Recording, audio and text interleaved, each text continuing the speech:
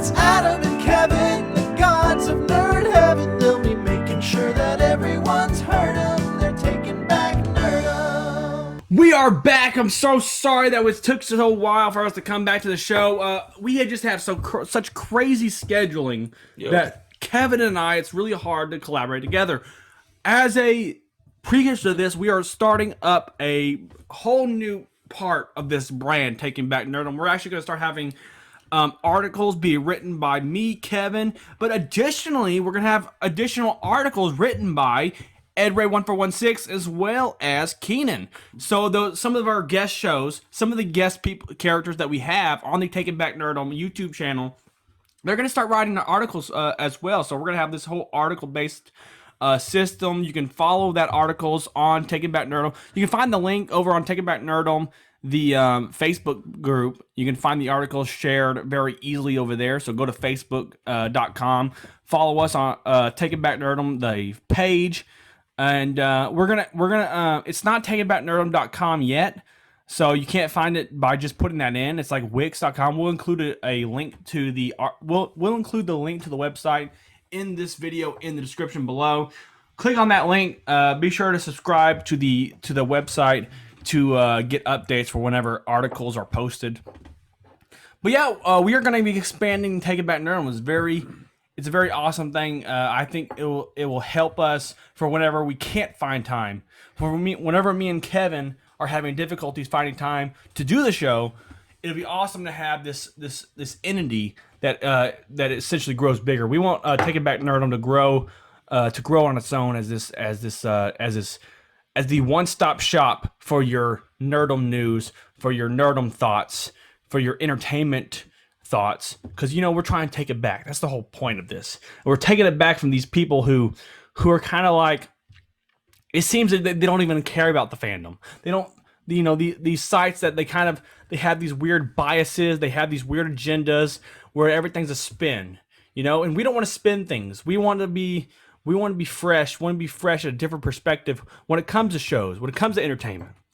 And that's just kind of like a quick update I wanted to do before we get back into the show. Yeah, and we also want to validate everybody's opinions on the show, not just say, well, our opinion's this and your opinion's that. Yeah. Your opinion's not as good as ours. That's not what we're about. We want to be inclusive to people, and we want to make it to where you come, get your information, people that work a lot of hours, find out all the new news from, whether you're into D&D, we're going to probably, if they have any news on D&D, we'll release it. If you're into anime, if you're into comic books, if you're into fantasy, whatever the guys that is. And with the articles, just like Adam's already released one on John Walker. It's a good read. You can find it on Facebook as well. That's where where our page is at. And I'm going to be doing a piece on Adam Brochure. And for people that don't know that's Blue Marvel. And I think, if you get time, kind of look up Blue Marvel, get yourself familiar with him. I think he would be a good hero to be used in the kind of kind of the way things are right now. Blue Marvel would be a good hero to throw in the theaters, I would think. Yeah. But, and Ed Ray might be writing an article soon on Ed, and Eddie. And so that's going to be crazy to see. Now the whole thing is that Adam and Kevin, Adam and Kevin we are the pioneers when it comes to Taking Back Nerdom. We are the faces of Taking Back Nerdom. However, we are, me and Kevin had a long discussion about it, and we've decided that it's okay to have outsiders do a little thing here and there. It's not like Ed Ray's going to come on and do a video by himself. But when it comes to the news section of it, when it comes to the article writing section of it, maybe once every 2 months Ed Ray comes on. Maybe once every 2 months Keenan has a little article that he has to say about nerdom. Not to take anything away, but this is going to be the Adam and Kevin. It's Adam and Kevin, the gods of nerd heaven. We are the gods of nerd heaven, but we're letting angels come in and fill some spots because it's just hard for me and Kevin to really sink down right now. And so as a result, we are going to branch out and let this thing grow in any way possible. And if we have to outsource talent and get talent from other areas to help fill in, these voids, perhaps these voids that we may have that we need filling, to keep entertainment rolling, because that's the whole problem with entertainment is you really have to be on top of it, and you have to constantly produce content, whatever it is, and so and it's hard to find that stride right now. It's hard to find that stride, but I think when we introduce this whole other aspect, the article aspect, and introduce this whole aspect of getting a team involved, I think it's definitely going to expand what Taking Back Nerdom is and the possibilities that we have. So that's going to be really fun. Yeah, and like what he said, I know we got Rugrats. We'll be doing a trailer on Rugrats. Yeah. But the thing is we want this to become a community show. We want to be able to be at some point in time create, which like you were saying with our work schedules, we can't do this yet. But eventually, we want to evolve into have a daily show or something, or a weekly show where we have, me and Adam are the hosts, but we're going to have people in there that are co-hosts.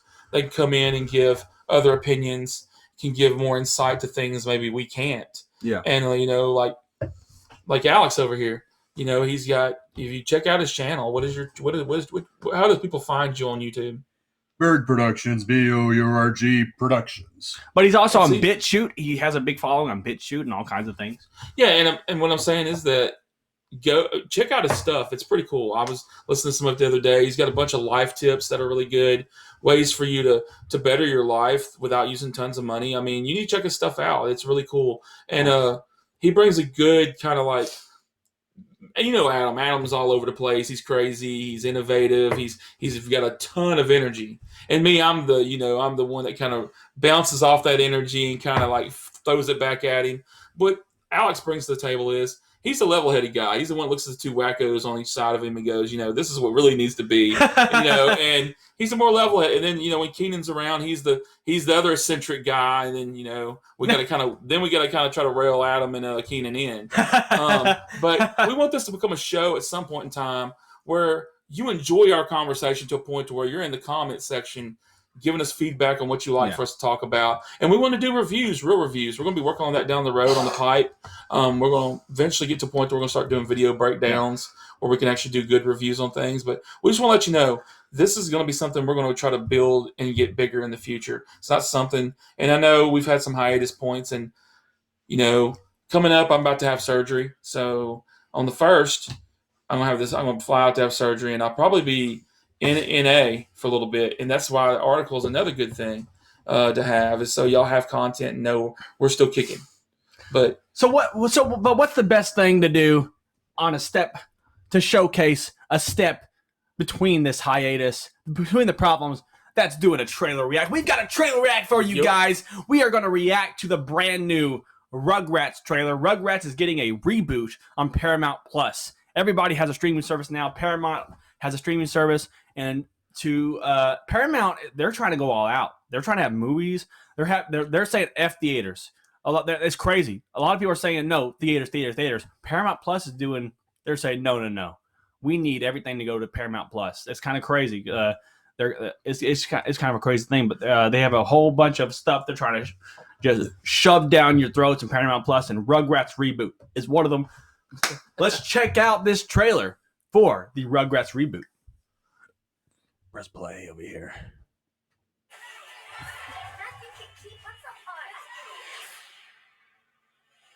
What's it say? May 21st? Yup. Oh, it's soon.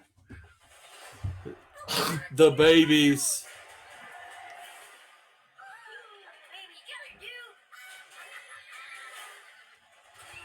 What crap are they going to get into this time?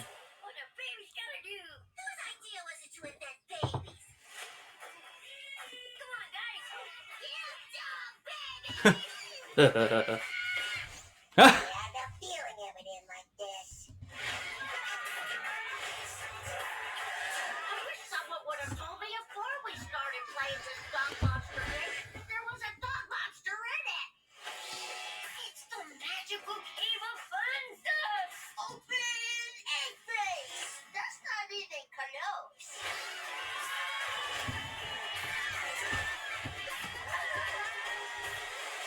I did it, and it was only a little terrible. He's a goner. You were so young. Rugrats. I think they've gotten better over time. Oh. Streaming May 27th on Paramount Plus. Oh, geez. Wait 1 second. I have some comments. Uh, I have some comments already. Let's stop that sharing. Go to full screen. Okay. At first, it felt really well. It felt like, okay, this looks like a Jimmy Neutron spin. As far as the animation goes, it was like it's a weird Jimmy Neutron esque Rugrats, and I'm like, okay, I'm not offended by the voices yet, not offended. And then the parents talked. As soon as the parents spoke, I was like, what a horrible fucking dad for the voice. That was bad. Was that bad? It sounded weird. It's a little mundane. It was not even close to the original voice. It was like a weird girly voice. Yeah. I can't. Oh my god. I have not watched the trailer. I seen like little screenshots of like how the animation changed. I'm like, oh yeah, let's react to that. I never got to hear the parents talk. So Stu, yeah, and so that's a bit underwhelming. That the parents talk. I hate when they change the voices so like to where it's not even close to the same. You know what I mean? And I felt like that was a horrible voice for the parent. I really like the original voice actors too. You know, I don't know if they're back. I guess not. It doesn't sound like they're back. But the original voice actors, well, one of them passed away. I think the voice actor for Chucky passed away, and so Chucky can't come back. But I think the original voice actor for Tommy did a lot of the Chucky stuff too, or something like that. One of them passed away because I know both of them, both the Chucky voice actor and the Tommy voice actor, they're both women. One of them passed away, but both of them have done voices for Babe. So the Babe voice is the original voice actors for the Rugrats. I don't know who's doing the voice actors for this. I don't really like the voice acting so far. Animation's interesting to look at. It looks like it might be fun for kids. I just don't know. I was feeling really excited to do this. Yeah, you were pumped, dude. I was pumped to talk about the Rugrats and this brand new Rugrats, brand new animation. But after watching it, it's like, I don't know if it's going to be any good. Thoughts by you guys? What about you, Allie? What did you think about it? Okay, what Adam was referencing was that the voice of Chucky, originally by Christine Cavanaugh, passed away. I forgot how many years ago, but she was the voice of Chucky for a good long time. And then, as you said, when they got to the voice of the parents, Stu's voice was a little more high-pitched than it was back in the original series. And I'll tell you why, because the original voice actor of Stu, named Jack Riley, passed away, I think, some 3 years ago of pneumonia. It was either pneumonia or heart trouble or something along the line, but Jack Riley is dead. The voice of Chucky, Christine Cavanaugh, is dead. And recently, the voice of Grandpa, Joe Alaskey, or something along that line, he died too. Wow. But the original Rugrat hit list. Yeah, the original Grandpa, played by David Doyle, died in 1997. So they used Joe Alaskey, or whatever his name was, to replace him. And now, and now that voice actor is dead. So you have 3 cast members who died already.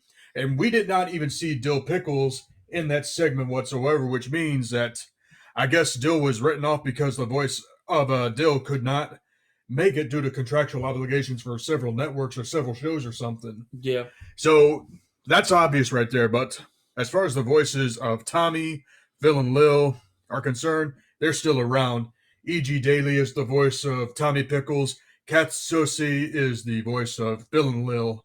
And Cheryl Chase is the voice of Angelica. She's still there. So 3 of the originals are still there. But the voice of Chucky, the voice of Stu, and the voice of Lou, they're all gone. Wow. Yeah, and I didn't really watch a ton of Rugrats as a kid. I've seen episodes here and there. Oh, yeah, you're kind of a different age bracket than us, aren't you? Man, wait, how old are you? I'm 39. How old are you? 34. And I'm 28. So that's kind of like a weird... weird thing. He was there right. That's what I think is funny. Everything you tell me that you like and watch, my wife watches it, but I haven't or I don't because my wife's like in y'all's bracket. She's like 34. So it's like so Rugrats was like he was just getting older, but he was probably still watching cartoons for the fun of it. Me, that was like my generation was like I'd catch it when my niece and nephews were watching it or whatnot. But as far as like me sitting down. I was like watching, my generation watched He-Man and Ninja Turtles and Voltron and Thundercats, 80s cheese, I mean, the Rugrats movies were pretty good. I mean, the Rugrats movies and like the episodes leading up to the first movie, like all the episodes leading up to the first movie were really good. And then the Rugrats movie, the original, was really good. Even the one that they go to Paris was pretty good. But when they start it was funny when they started intermixing with like the other shows like Rugrats meet Wild Thornberries. That was trash. it was like there came a point where it became trash. It was like even though it sounded like it would have been good, but for some reason they always dropped the ball when it came to mixing the shows. Even though it sounded good on paper and I wanted to see it, for some reason they always dropped the ball. What are your thoughts, Ed Ray, on the animation of the new series? As far as the animation is concerned, I'll give it a 6 out of 10. Oh, so you think do you think it's better or worse than the original animation? I want to say worse because the original animation had a charm to it that was not very common during the 1990s, but it was very good and it captivated you to a point where you wanted to watch as many episodes as you could up until a certain point.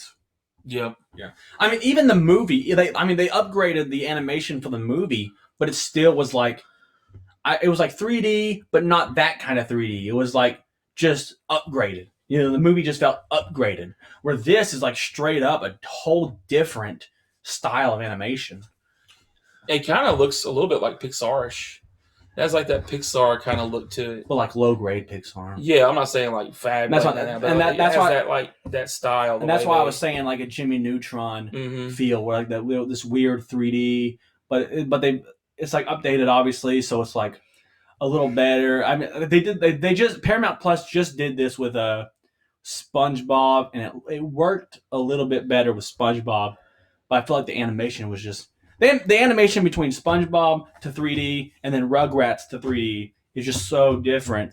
I feel like SpongeBob is a little easier to do. The animation was a bit more edgier, or not edgier, but more updated because it was originally made for like MTV and stuff. So it has more of like adult theme where like you could make it a 3D. Where Rugrats, it was a little bit more like classical and like almost hand drawn. It felt, even though it might have not been hand drawn. I'm just saying, but the feeling of watching the original Rugrats series, that's the one thing. Watching that trailer, that feeling of the original Rugrats was not there for me. Any last thoughts on this trailer? Reacting to it? I mean, for me, like not knowing much, the thing I can say is that it looks like it'd be good for kids, and I like the idea they're bringing something into the fold that kids can watch that they're not like overly. It doesn't look. I know that trailer didn't give us a lot to go on, but I didn't feel like there was any political or any kind of socialistic agendas or anything like that involved in this cartoon. And we need stuff like that nowadays. We need escapes. It seems like all of our escapes are being like integrated into the environment we're in, and the whole idea of an escape is to get away from your stress, not be reminded of it. So for that aspect, I think it has potential, and I think I wasn't watching it back in the day, the OG stuff like them two are, but to me it's something I think would be refreshing for the kids to see. What's crazy is though the original Rugrats series, it kind of had these weird themes where I didn't notice. Well, I didn't notice when I was a kid, but when I was watching it as an adult, it's like, oh wow, these are like pretty progressive, not progressive, but pretty like crazy themes for a cartoon. Like these are like actually teaching you stuff. Like it was actually like adult thing. Like this is a brand. I didn't realize how new the couple was, and like you just kind of see the weird stuff going on behind this Jewish family.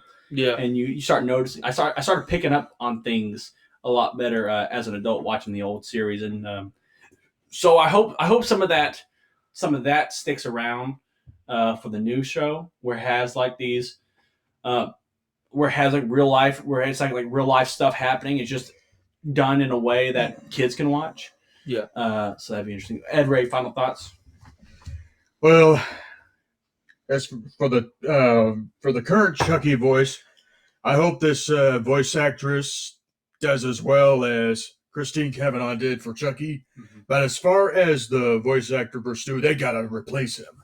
Yeah, that was pretty bad. I think the parent voice was really bad. So is that far off from the original to where y'all know? Oh, yeah, you never dude. go past that trailer. Yeah, no. Wow, that is pretty bad. It was just there. Yeah, it was just way like it was like sissified. I don't know. I can't explain it. That's what I don't know why shows do that. Like, all these shows like they have to sissify the daddy. Is that weird? That's part of a Hollywood agenda. Empower the woman, but sissify the man. Damn. That's been the kind of thing going on. Not to jump off topic, but like in the global scope of things, it seems like they've been trying to move towards that a little bit. Hopefully, they just leave things the way they are or they're supposed to be. I mean, you should just make a show because you have an idea for a show. You shouldn't let any outside influence change your idea of what your show's supposed to be about. But we'll just have to wait and see, I guess, and see how it turns out. And you know what? We're gonna watch it. We're gonna watch that show when it comes out, and we're gonna follow it, watch it grow, give it reviews, talk about it, judge it, critique it. Definitely. We gotta do these things. We gotta monitor what these studios are putting out when it comes to terms to fandom. When it comes to terms to nerdom. Yep. You know why we gotta monitor this? Watch it, grade it, react to it, talk about it on the show? Because they've taken it away from us. The nerds, the geeks, the fans. Fandom is now a commodity owned by the big corporations. Corporations should not own fandom. Fandom is in the heart. And so we must do our best to take back nerdom. You kind of went over the top on that one. I go to art house cinemas several nights a week. I blog about the classics and buy the DVDs. Directors don't know who I am or care that I exist, but I defend their work for hours at parties when I'm pissed. Media, I gave you all the best years of my life. I tell the world about you on social network sites. When I'm not consuming you, I'm telling others too, and wishing I could hang around the people who make you.